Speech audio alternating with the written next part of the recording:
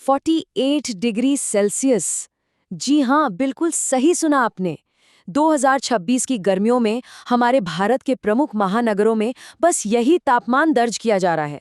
मतलब सड़कें सच में पिघल रही हैं, लोग बेहोश हो रहे हैं और बाहर का काम तो पूरी तरह से ठप पड़ चुका है। ये कोई आम गर्म दिन नहीं है यार, ये एक अभूतपूर्व आपातकाल है, एक इमरजेंसी है। तो आज के इस एक्सप्लेनर में हम यही डिकोड करने जा रहे हैं कि आखिर इतनी भयानक गर्मी पड़ क्यों रही है। हम लोग अक्सर बस ग्लोबल वार्मिंग या एल नीनो बोलकर पल्ला झाड़ लेते हैं, राइट? लेकिन बात सिर्फ खराब मौसम की नहीं है। ये दरअसल हमारे पर्यावरण और कुछ नीतिगत विफलताओं का एक बहुत ही सीरियस डोमिनो इफेक्ट है। मतलब एक के बाद एक हुई गलतियों की एक पूरी चेन है जिसने मिलकर इस आपदा को जन्म दिया है। चलिए जरा गहराई से समझते हैं कि आखिर हम इस नौबत तक पहुंचे कैसे। आज के हमारे इस डिस्कशन का जो रोड मैप है वो कुछ इस तरह रहेगा। सबसे पहले 2026 का संकट, फिर ग्लोबल वार्मिंग के पार की बातें, अर्थव्यवस्था और हमारे श्रम पर इसका प्रभाव, मिडिल ईस्ट से हम क्या सीख सकते हैं, हमारा सिस्टम क्यों विफल हो रहा है, और आखिर में एक ठोस एक्शन प्लान। तो चलिए सीधे चलते हैं हमारे पहले भाग पर, 2026 का संकट। आइए जरा उन जमीनी हकीकतों को समझते हैं जिन्होंने आज के इस खौफनाक माहौल की नींव रखी है। देखिए, इस भीषण गर्मी के पीछे 3 सबसे बड़े कारण बिल्कुल साफ है। पहला तो अपना ग्लोबल वार्मिंग है। 1981 से लेकर अब तक भारत का जो औसत गर्मी का तापमान है ना, वो 1 डिग्री सेल्सियस तक बढ़ चुका है। और आईपीसीसी की रिपोर्ट तो साफ कहती है कि भाई सिर्फ 0.5 डिग्री का जंप भी हीट वेव को कहीं ज्यादा लंबा और खतरनाक बना देता है। इसके साथ ही दूसरा बड़ा रीजन है हमारे शहरों में बड़े पैमाने पर हो रहे पेड़ों की कटाई। और तीसरा है 2026 का सुपर एल नीनो इवेंट। इस एल नीनो ने प्रशांत महासागर को इतना गर्म कर दिया है कि बादल और बारिश कम हो गए हैं और सूरज की सीधी तपिश बिना किसी रुकावट के धरती पर पड़ रही है। अब आते हैं दूसरे हिस्से पर, ग्लोबल वार्मिंग के पार। क्योंकि सच कहूं तो हम हर चीज के लिए सिर्फ एल नीनो या ग्लोबल वार्मिंग को दोष नहीं दे सकते। 7,40,000 हेक्टेयर, जरा सोचकर देखिए इस नंबर को। ये कोई छोटा मोटा प्लॉट नहीं है, ये उस प्राकृतिक जंगल का पूरा दायरा है जिसे हमारे देश ने 2021 से 2025 के बीच यानी सिर्फ 4 सालों में हमेशा के लिए खो दिया है। ये आंकड़ा लिटरली चौंका देने वाला है और ये साफ दिखाता है कि हम अपने ही नेचुरल सेफ्टी कवर को कितनी बेरहमी से नष्ट करते जा रहे हैं। और अगर हम इसे थोड़ा और जूम इन करके अपने महानगरों के लेवल पर देखें तो इंफ्रास्ट्रक्चर के नाम पर जो कटाई हुई है वो डराने वाली है। मुंबई का ही उदाहरण ले लीजिए। कोस्टल रोड, मेट्रो और बुलेट ट्रेन के लिए 21,000 से ज्यादा पेड़ और 45,000 मैंग्रोव साफ कर दिए गए। दिल्ली में 2021 से 2025 के बीच 293 एकड़ वन भूमि को दूसरे कामों के लिए डाइवर्ट कर दिया गया। और हैदराबाद, वहां आईटी पार्कों का विस्तार करने के लिए 400 एकड़ शहरी जंगल की बलि चढ़ा दी गई। विकास के नाम पर हर हफ्ते बस यही सब चल रहा है। अब इस अंधाधुंध कटाई का एक बहुत ही साइंटिफिक नतीजा निकलता है जिसे कहते हैं अर्बन हीट आइलैंड इफेक्ट। होता क्या है कि पेड़ों की जो ठंडी छांव थी वो छिन गई है, हवा में जो नमी हुआ करती थी वो गायब है। अब हर तरफ क्या बचा है? सिर्फ कंक्रीट और ऊंची ऊंची बिल्डिंग्स। कंक्रीट के ये जंगल ग्लोबल वार्मिंग के असर को और ज्यादा एम्प्लीफाई कर देते हैं। इसी वजह से हमारे शहर अपने आसपास के ग्रामीण इलाकों की तुलना में 3 से 4 डिग्री सेल्सियस ज्यादा उबलने लगते हैं। मतलब शहर असल में एक हीट आइलैंड बन गए हैं। चलिए आगे बढ़ते हैं भाग 3 की तरफ, अर्थव्यवस्था और श्रम पर प्रभाव। पर्यावरण से थोड़ा आगे बढ़कर अब जरा इसके आर्थिक पहलुओं पर भी नजर डाल लेते हैं। 159 बिलियन डॉलर्स, ये कोई मामूली रकम नहीं है।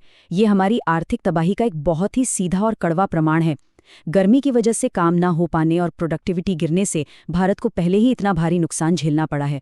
अगर परसेंटेज में बात करें तो ये हमारी नेशनल जीडीपी में 5.4% की खतरनाक गिरावट के बराबर है। इमेजिन कर सकते हैं आप। और अगर हम फ्यूचर की तरफ देखें तो ग्राफ और भी ज्यादा डराने वाला है। 2026 में हम 5.4% का नुकसान तो देख ही रहे हैं। आपको बता दूं कि 2021-22 में ही हमने लगभग 160 से 191 बिलियन लेबर आवर्स यानी श्रम घंटे बर्बाद कर दिए थे। अगर यही ट्रेंड चलता रहा ना तो सेंचुरी के बीच तक आते आते हमारी जीडीपी को लगभग 8.7% का भारी झटका लग सकता है। तो साफ है, ये गर्मी सिर्फ हमारा पसीना नहीं निकाल रही है, ये सीधे सीधे हमारी इकोनॉमी की रफ्तार पर भी ब्रेक लगा रही है। अब अगर हम ये देखें कि इकोनॉमी के कौन से सेक्टर्स सबसे ज्यादा मार झेल रहे हैं, तो सबसे बड़ा हिस्सा, लगभग 66% नुकसान, सीधे तौर पर कृषि में उपज की कमी के कारण है। गर्मी से फसलें बर्बाद हो रही हैं और सिंचाई का खर्च बढ़ता जा रहा है। इसके बाद जो 15% का नुकसान है, वो हमारे इनफॉर्मल सेक्टर यानी अनौपचारिक क्षेत्र में प्रोडक्टिविटी गिरने से हो रहा है।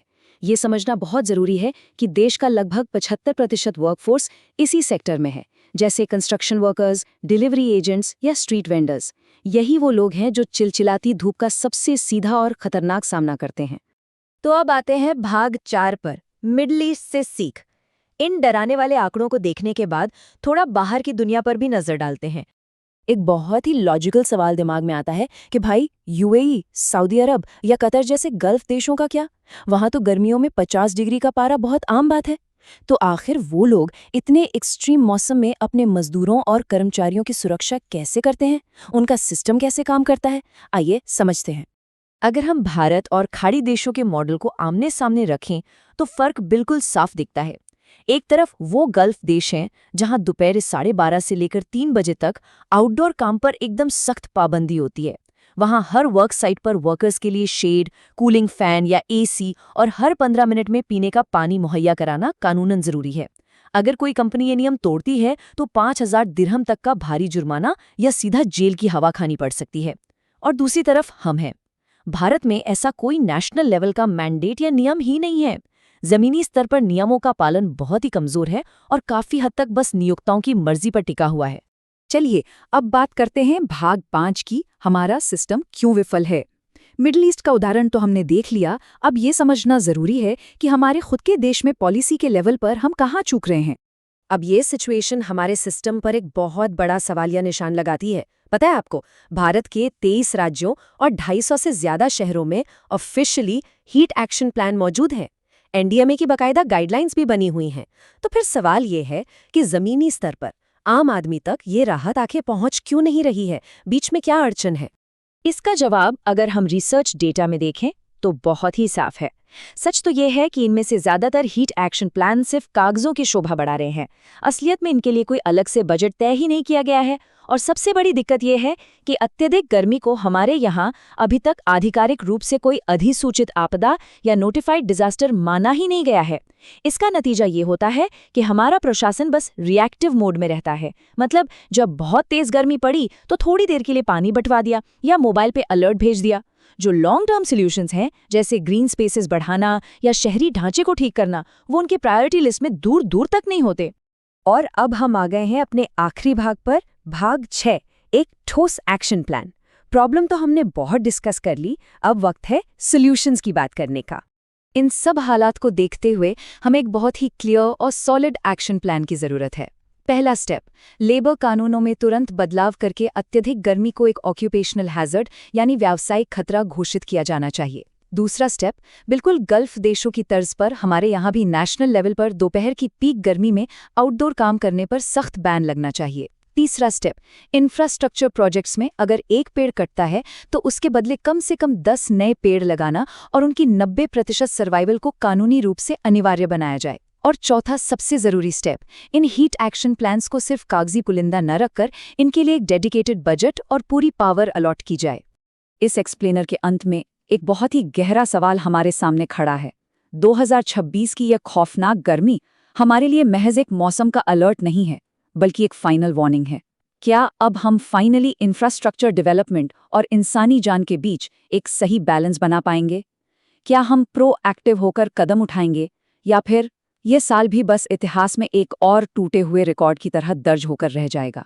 इसका फैसला और इसका अंजाम पूरी तरह से हमारे आज के कलेक्टिव एक्शंस पर डिपेंड करेगा। इस जरूरी एनालिसिस का हिस्सा बनने के लिए आपका बहुत बहुत शुक्रिया।